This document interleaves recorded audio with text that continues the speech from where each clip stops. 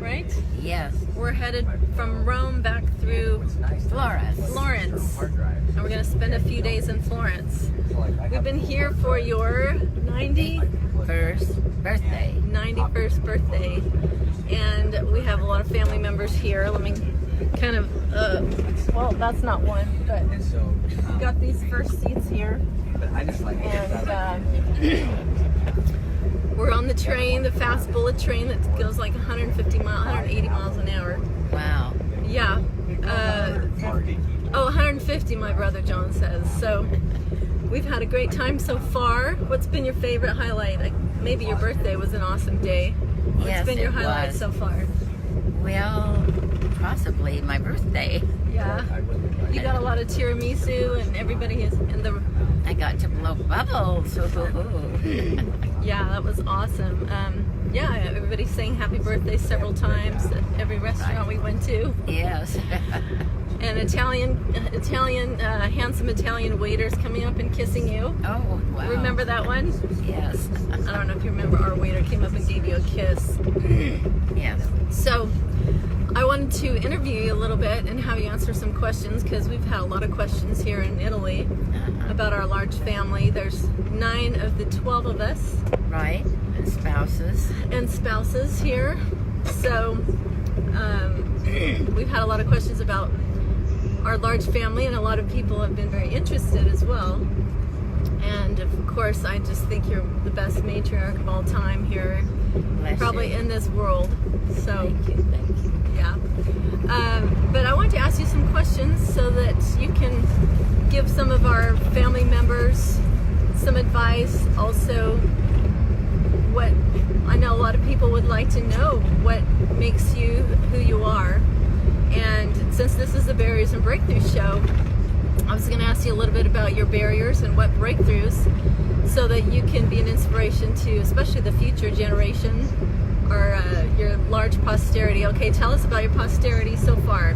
There's 75 grandkids, and now how many greats? Well, we had 12 children and their spouses, and now have 75 grandchildren, and some of their spouses are married, and we'll have 120 in another month or so. 120 greats. Greats, yes. Oh, wow. And you keep track of the greats. Almost all of them, right? Oh, yes. So, let's ask you a few questions. And I know many people are amazed that you're 91. So, what drives you? Here we are in Italy and traveling all over the place. What drives you to be so active at your age? I love to learn and I love to travel. My husband loved to travel, and so after our children were raised, we went on many high adventures all over the world. And I love to meet people of other cultures and taste their food and experience their music and their art and literature. And Italy, of course, is a wonderful place for all of those things. We went to the Sistine Chapel yesterday. I love Michelangelo. And we went to an opera program last night. I have 2 singers that sang some of our favorite arias. Music is such an inspiration as well as art and literature. For many years we went to the Shakespeare Festival in Cedar City, but when I lost my eyesight and couldn't see any longer, we weren't able to go. But I love to learn, I love life. I think there's so much exciting adventure still left to have, and so I just plan to keep going, even though I've had a few little glitches physically.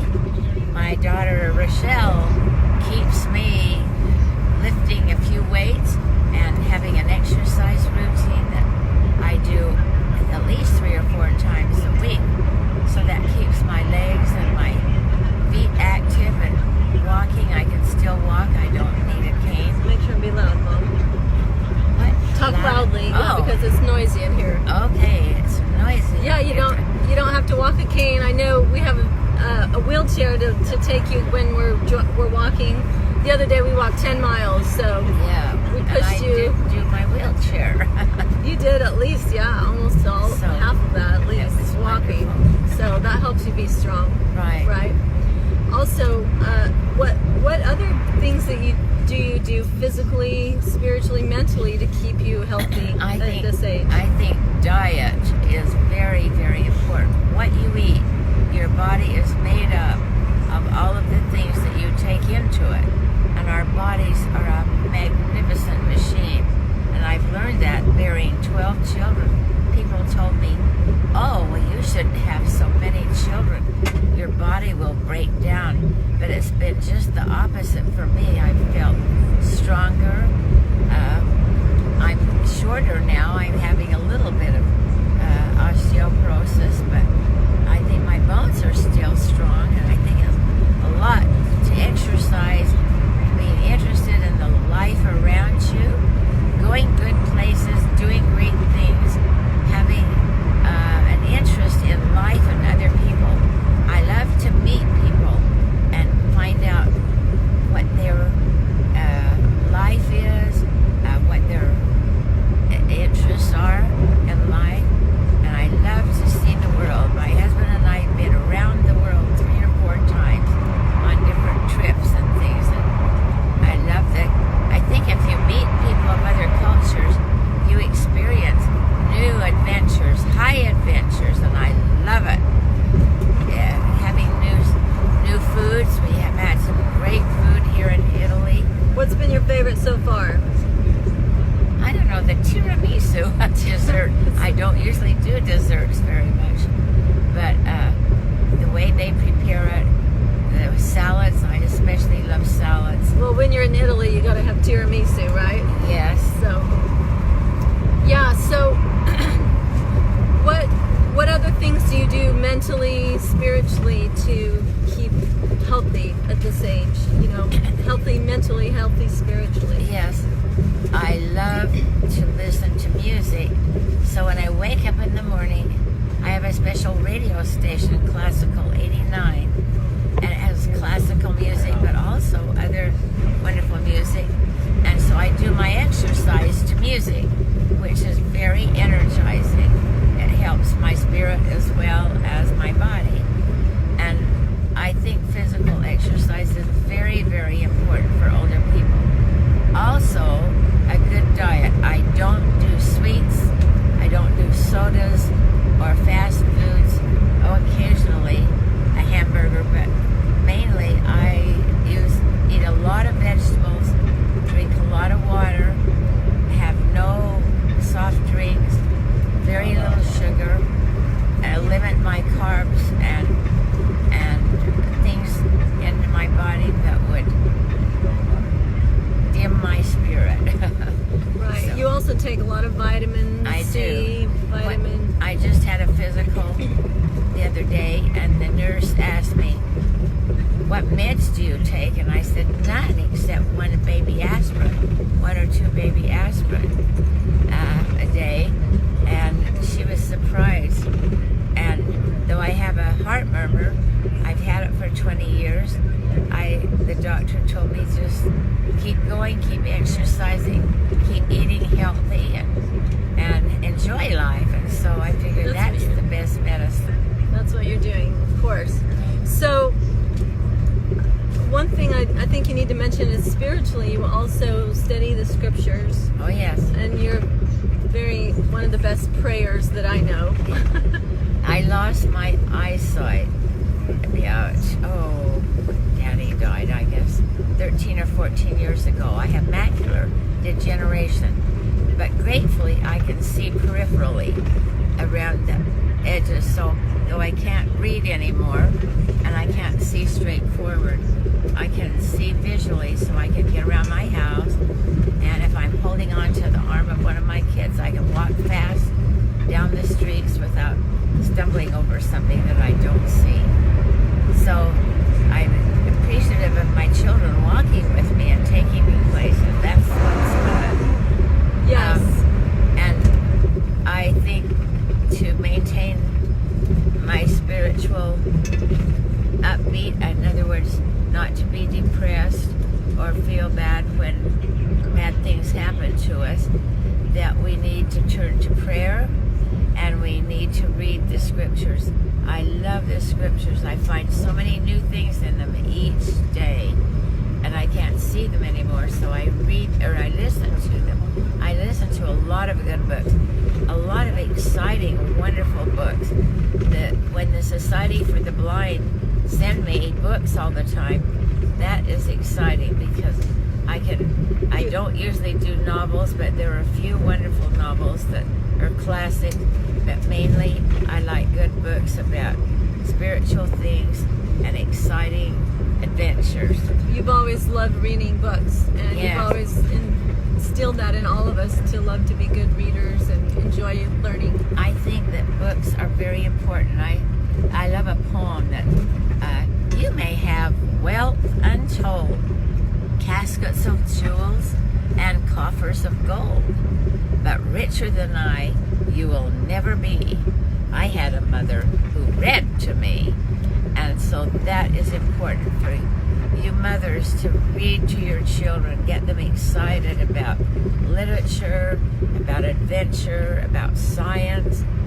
The world is your oyster. There isn't anything of this world that isn't of interest that you can make exciting for your children. It's especially important that you teach your children to learn to read and enjoy good books, enjoy good literature. Yeah, my kids still love when you read to them. Oh, yes. You always got great books for my kids, and those are their favorite books. Always the books Grandma Payne gave to my kids. Yeah. They still love reading them, so. In fact, I did. My granddaughter Angela helped me take all my favorite stories that I used to tell the children and read to the children, and we put them in Grandma's storybook. And so I've given that to all my grandchildren and great-grandchildren. Yeah, the day before I was leaving to come on this trip, Alexis had made it all the way halfway through that book. She loved really? it. Yeah. Good. She's loving all those stories in there. So Right. my Alexis. So Yeah. I have a question about what advice do you have for the younger generation? You know, looking back, and now that you're 91 and looking into the future, what gives you courage to face, you know, obstacles going forward? What helps motivate you to be optimistic, maybe, with this world the way it is? And Well, it gets pretty muddy and pretty awful at times. But I think when you think about that our lives are in the hands of God, and He has a purpose for us. We have our children of our Heavenly Father, and we have a divine destiny, and that is to return to Him someday. And I think that is important to think of the eternal perspective, that life is more than just here today and gone tomorrow, that we need to think about some of the things that we really want to accomplish. What do you want to be when you grow up? I'm thinking that too. What do I want to be when I grow up? And so, what do you want to be when you grow up, Mom? What do you still like to accomplish?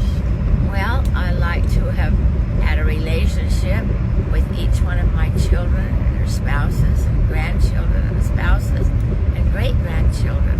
And I try to attend all of their blessings and events, not all of their graduations and marriages of the grandkids. Yeah, marriages and baptisms and things like that.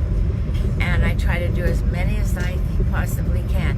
So then I'm traveling, which is exciting, to go to their homes and see how they are doing, to encourage them, you know, to keep promises. I think it's important that we have integrity, that we are honest, that we're a valid person, and we validate others. I think that is very, very important. How do you validate others? You love them. You are interested in them. And I think it's discover new personalities, what they have to contribute to you, and then what you can contribute to them from your experiences.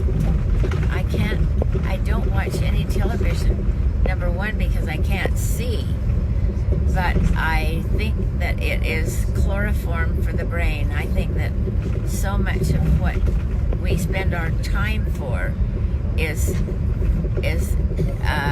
not really essential, either one, to our happiness, or two, to our education, which is why we're here. We're here to experience life and its pitfalls and its joys. And I say one of my themes or mantras or Shakespearean couplets, taglines, is joy shared is thrice sweet. So you share the joy, you share the joys of your life with others, and they share their experiences and heartaches and so forth, and you find that there's so much more of us in common with others than just separate beings. So I love that. I love discovering new personalities, new ideas, new thoughts, and sometimes even if they're, not my thinking, I can still appreciate it. You've really instilled that in us, I guess, as a family. That's something that we've all learned from you and Dad, is relationships very important, and we've always added another person to the family. Right. We've met somebody and wanted to continue to have them be a part of our relationships together as a family. So we've had a lot of young people live with us through the years, and I am now having a granddaughter and her friend live with me, babysit me. They go to school, and but still they're there for me when I need them usually, and at night, so I feel safe. And so it's family relationships. Family are so important. My brother and I are the only two grandchildren both sets of my grandparents had. We're it. And I had no first cousins. I had no sisters. And so I felt like I was a deprived child. But now my family, my children, my daughters are my sisters, my sons are my brothers added to them. And it's so exciting and adventurous to experience through their eyes. In fact, I am quick to admit I've learned more from my children than I think they ever learned from me, from their qualities, their character, and their interests too. My husband never would have a dog, because when he was... And now we all have dogs. And now my kids all have dogs, and I love them. My daughter Julie has the cutest little Pomeranian that is just adorable, does tricks and everything. And Rachelle and her husband have 7 or 8 dogs, and I learned to love them too. But animals, I think, too, are important for children to have as pets, and that you can learn a lot from their faithfulness and their loyalty. Yeah, loyalty, but also their personalities. Yeah. They all have different personalities. Yeah. Well, that's what you've always appreciated about people in your life that's what you've done. You've validated people and their qualities because you love them, and you've learned from what they can give, Yes. in a relationship. So that's what makes life exciting. Even on our trip, our guide Christina, remember, in Venice? Oh, yes.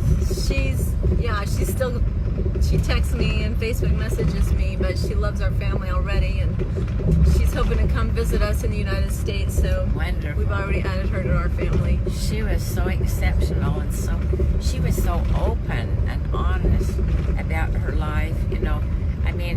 She was drawn to you, Mom. She was so special. I felt like she was somebody I had met before, and we bonded. So I look forward to seeing her again sometime. I hope so. I hope so too. Yes. So yes, going to ask about what barriers do you think the younger generation face today? You mentioned a little bit about social media, but what else do you think, what advice you could give your grandchildren, you know, in the future as our family, maybe when you're gone, what would you hope for our family to still do or be, since you don't have a lot more time on this earth? Yeah. You know, what would your wish be?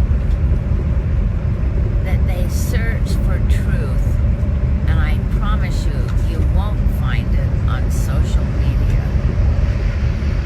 I know that because Louder, Mom. everything is so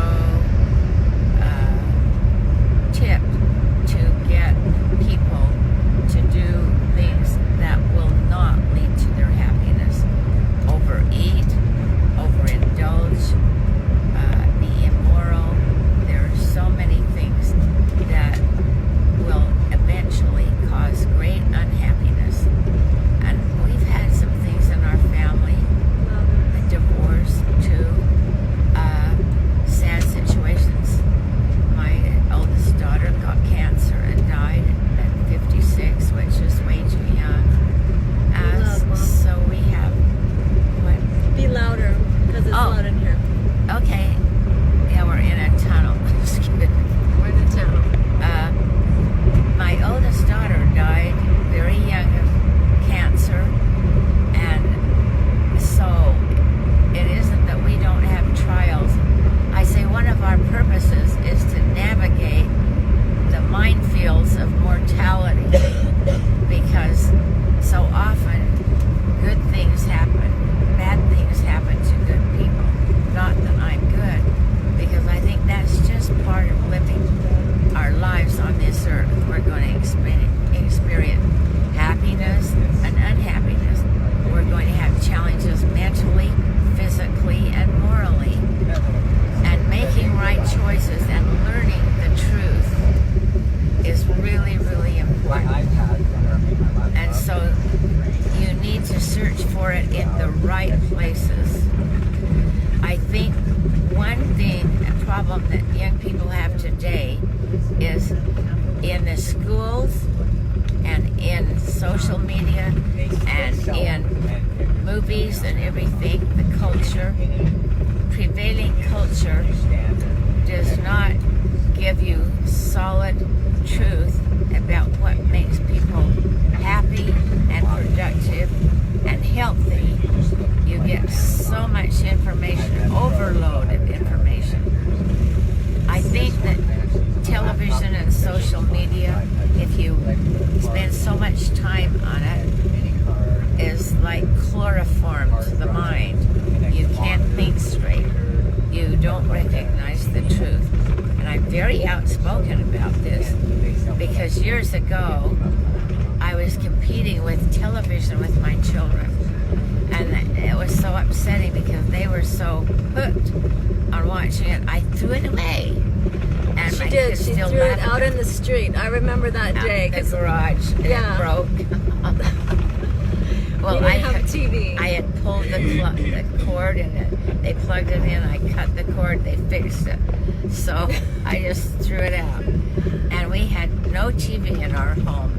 There were no social media. There were no iPhones or anything like that for 17 years. But my younger I'm kids, grateful for that.